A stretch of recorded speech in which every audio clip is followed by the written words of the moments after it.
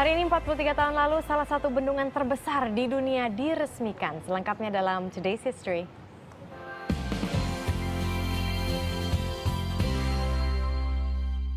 (15 Januari 1971), Bendungan Aswan Tinggi di Mesir diresmikan. Bendungan sepanjang lebih dari 2 km ini membentang melintasi Sungai Nil. Pembangunan bendungan berlangsung pada masa pemerintahan Presiden Gamal Abdel Nasser dan memakan waktu sekitar 11 tahun. Bendungan Aswan Tinggi memiliki sederet fungsi, mengendalikan banjir yang rutin melanda Mesir, mengairi ratusan ribu hektar lahan pertanian, sekaligus memasok 3/4 kebutuhan listrik di seluruh Mesir.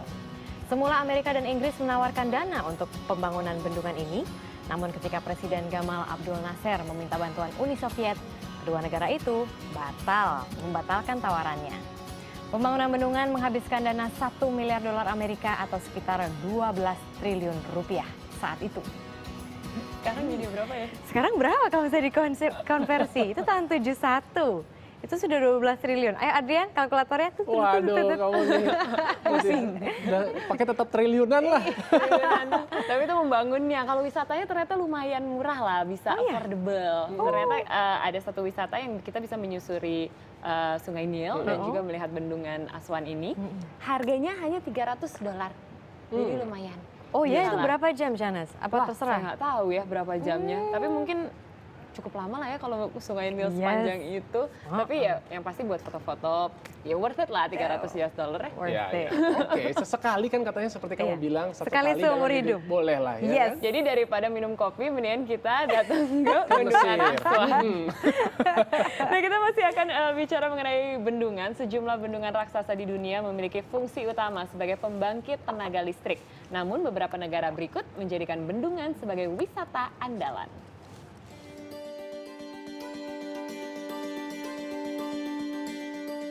Berdiri kokoh melintasi Sungai Colorado, inilah salah satu kebanggaan Amerika Serikat, Bendungan Hoover.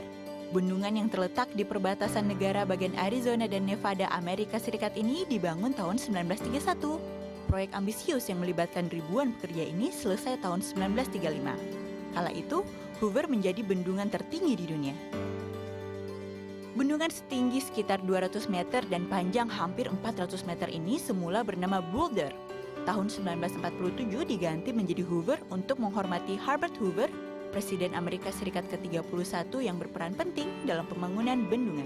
Antara tahun 1938 hingga 1948, Bendungan Hoover merupakan pembangkit listrik tenaga air terbesar di dunia.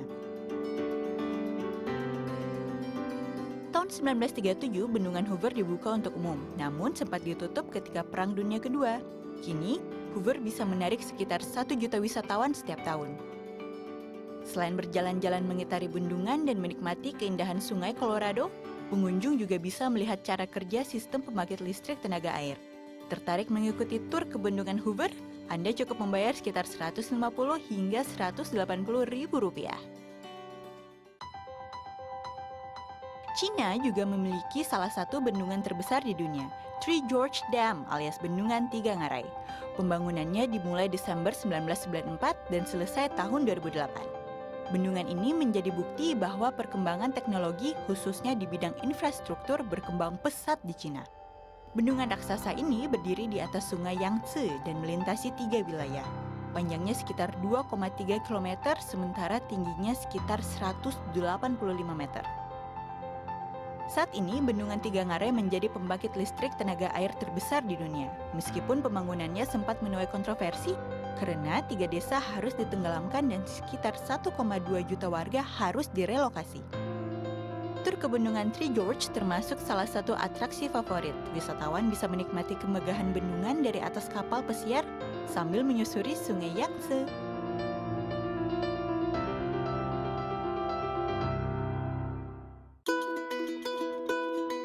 Di Swiss juga terdapat bendungan yang menawarkan sejuta pesona, Grand Digue Sands.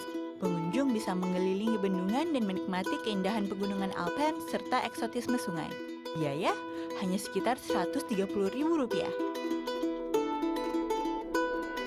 Lengkapi wisata Anda dengan menjajal jalur pendakian di sekitar bendungan. Grand Digue Sands dibangun tahun 1951 hingga 1965. panjangnya 285 meter, dan ketebalannya 200 meter. Fungsi utama bendungan gravitasi tertinggi di dunia ini adalah pembangkit listrik tenaga air.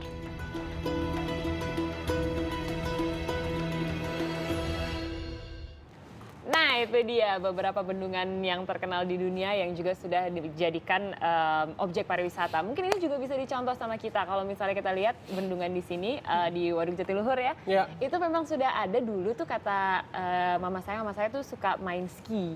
Dan di situ tuh bisa dulu Ski air yang ditarik sama boat itu loh. Nah, kalau misalnya sekarang kira-kira masih bisa nggak ya? Atau masih ada nggak yang ingin melakukan itu di Bendungan Jatiluhur? Ya mungkin kalau nggak ke Bendungan Jatiluhur yang deket-deket di Danau Sunter lah untuk latihan Iya, bisa. betul. Ada Bisa tuh ada. di situ. Sampai sekarang masih ada. Sampai sekarang Dan masih ada ya tuh. ampun, tuh hits banget tempat itu. Mancing juga di situ. Saya Iya. pernah sih dulu waktu kecil mancing di Danau Sunter, tapi nggak dapet apa-apa. Mungkin kalau sekarang mancingnya dapat kasur nggak kayak tadi kita lihat? Jangan dong, Aduh, jangan sedih. dong, atau kulkas bekas gitu ya. Jangan. Enggak. Tapi kalau di kartun-kartun kan biasanya dapatnya ini sepatu bot. Kebanyakan nonton film kartun ini. Oke.